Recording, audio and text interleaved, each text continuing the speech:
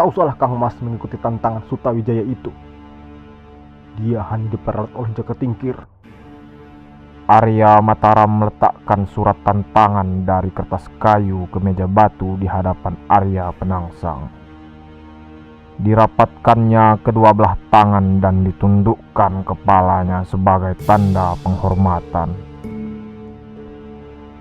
Arya Mataram kemudian bersimpuh di bawah tahta kakaknya. Jika aku tak memenuhi tantangannya, maka wibawa keraton Jipang ini menjadi taruhannya. 4 utusan yang aku kirim ke Hadiwijaya bahkan mendapatkan penghinaan. Keris Kiai Kober milik ayahanda Guru Sunan Kudus bahkan sempat disitanya. Aku harus menyelesaikan urusan ini segera. Laki gagah itu masih duduk di kursi kebesarannya. Perlahan diangkatnya bahu adiknya yang masih bersimpuh.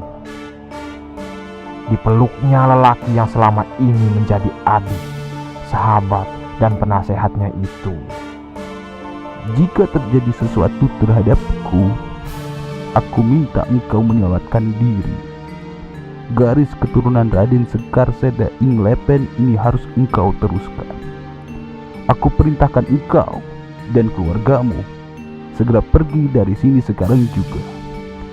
Naiklah kapal keraton Jipang, telusuri wilayah leluhur kita di Palembang.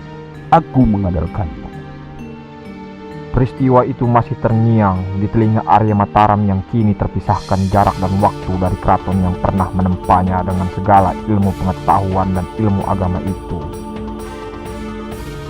Tak terasa, air mata berlinang di pelupuk matanya yang tajam. Ketika Telik Sandi yang ditugaskannya mencari informasi tentang keluarga Penangsang pulang membawa kabar duka itu menghilang dari pandangannya. Air mata makin deras membasahi pelupuk matanya. Arya Mataram lalu memanggil istrinya Mimi Aisyah. Langkah kaki putri keturunan Tionghoa itu terasa ketika kakinya yang putih lentik menaiki tangga rumah kayu di kala sore saat sinar matahari terpantul dari air sungai Ogan yang jernih. Kang Mas Penangsang jadi korban ambisi Jakatingkir. Kiai Kober telah jadi setan haus darah setelah dimantrai musuh. Bagaimana keluarga Kang Mas Penangsang?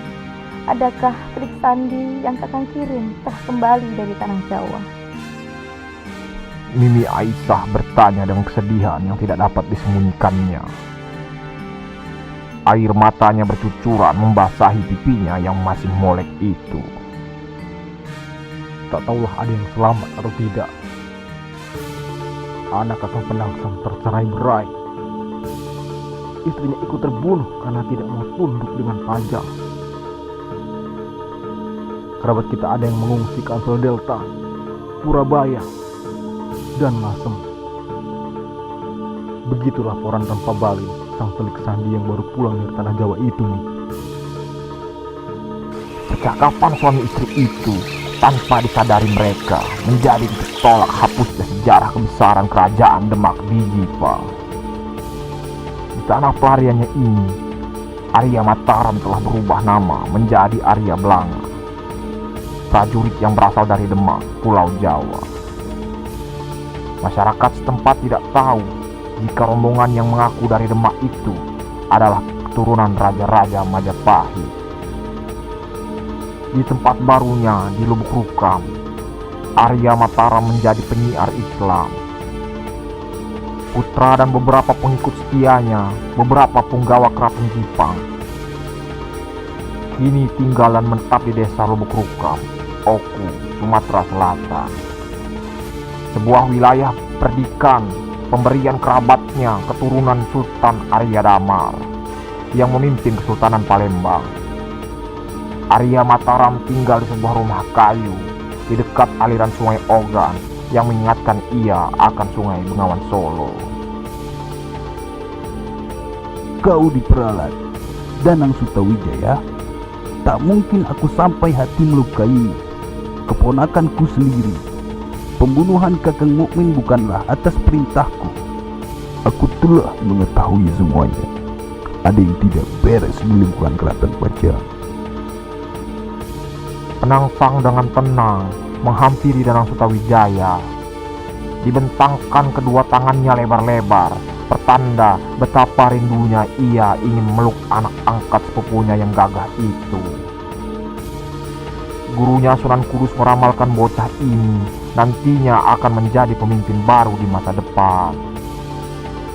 Penangsang berkepentingan agar anak itu memperoleh pemahaman Islam Puritan agar praktek abangan bisa dihapus dari bumi Demak.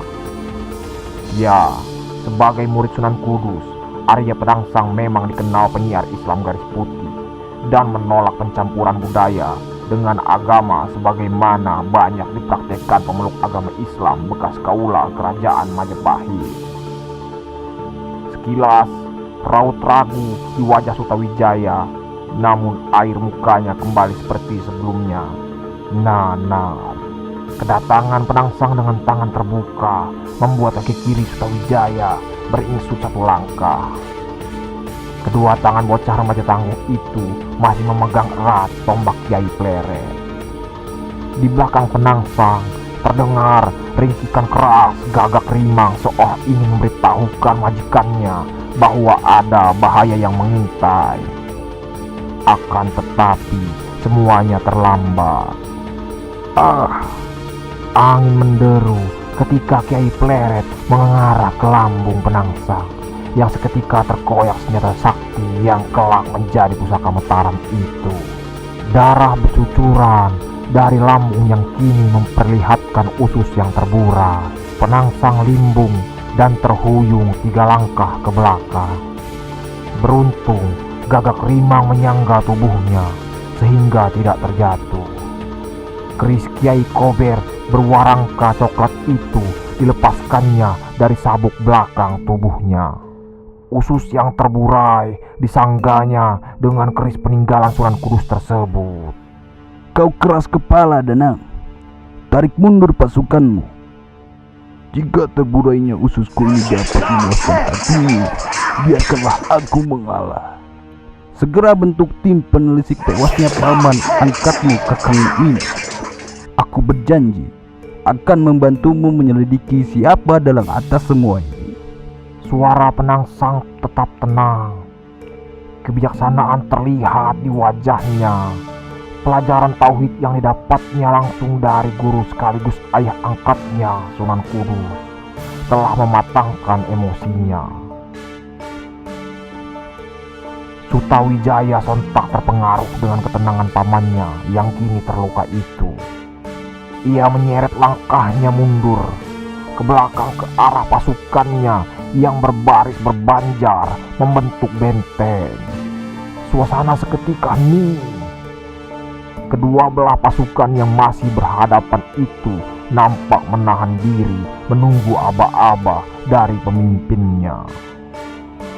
Serang! Tiba-tiba terdengar aba-aba dari pasukan Pajang memecah keheningan. Suara yang keras itu berasal dari arah pasukan yang dipimpin Ki Panjawi. Seketika pasukan Pajang maju mengejar Penangsang yang masih bersandar di badan Gagak Rimang. Penangsang tak punya pilihan lain selain mempertahankan diri. Pasukan yang mengejarnya itu tak mampu menahan langkah pria yang telah memiliki kekuatan batin itu. Pasukan yang mengejarnya terpelanting sebelum mampu menyentuh tubuhnya. Penangsang terus maju ke arah pasukan lawan. Niatnya telah bulat. Ia ingin menangkap Danang Sutawijaya untuk menghentikan pertumpahan darah. Langkahnya terhenti ketika Ki Panjawi dan Ki Ageng Pamanahan menghadang langkahnya. Ki Panjawi melempar bungkusan kain yang belakangan diketahui berisi kotoran bertubi-tubi ke arah Penangsang yang menghalau dengan kedua tangannya. Bungkusan kain hitam berisi kotoran itu pecah berantakan dan beberapa di antaranya mengenai tubuh dan wajah Penangsang. Hei, Arya Penangsang, lihatlah tubuh dan wajahmu itu penuh kotoran manusia. Aku sengaja mengambil kotoran itu dari penderita penyakit kusta untuk menghinakanmu. Suara lantang Ki Panjawi itu langsung menikam kesabaran Penangsang. Emosinya tak dapat dikontrol lagi. Diraihnya keris Kiai Kober yang warangkanya masih mengganjal usus yang terburai. Inilah yang dikehendaki Ki Panjawi, membuat Penangsang marah. Darah Penangsang kembali tertumpah ke bumi. Kali ini karena kerisnya sendiri, Kiai Kober. Penangsang yang marah, lupa jika keris saktinya itu masih mengganjal ususnya yang terburai akibat dirobek tombak Kiai Pleret. Pria perkasa yang telah memimpin Jipang dengan adil dan bijaksana itu terdorong ke belakang. Sebelum tubuhnya jatuh ke bumi, kuda Gagak Rimang menyelamatkan dan membawa lari menjauh dari arena pertempuran. Menghilangnya Gagak Rimang disambut gegap gempita pasukan Pajang. Sementara pasukan Jipang yang marah langsung merangsek ke arah pasukan lawan. Seketika perang saudara itu terjadi. Arya Penangsang tewas karena dicurangi lawannya, orang suruhan sepupu iparnya, Jaka Tingkir. Pasukan Jipang yang marah bertempur tanpa pemimpin dan tanpa strategi. Mereka akhirnya jadi korban keganasan pasukan Pajang. Alih-alih balas dendam, pasukan Jipang porak-poranda tewas di medan pertempuran dengan gagah berani. Tak ada kata menyerah dalam keseharian pasukan yang ditempa langsung Penangsang itu. Sayup-sayup suara pertempuran itu didengar oleh Arya Mataram dari kejauhan. Jika saja ia tidak berjanji dengan kakaknya, pasti ia yang akan memimpin pasukan Jipang. Kemarahan dan kesedihannya itu mesti ditelannya sendiri karena ia telah berjanji kepada kakaknya untuk menyelamatkan keturunan. Selamat jalan, Kakang. Apapun yang terjadi di tanah Jipang ini sudah kehendak takdir yang maha kuasa. Aku pergi ke Palembang memenuhi janjiku padamu. Bergegas dipacunya Rindang Penanggi, kuda hitam kesayangannya itu menuju Bengawan Solo. Kapal besar itu bertolak meninggalkan Jipang, menjemput takdirnya di bumi Sriwijaya Palembang.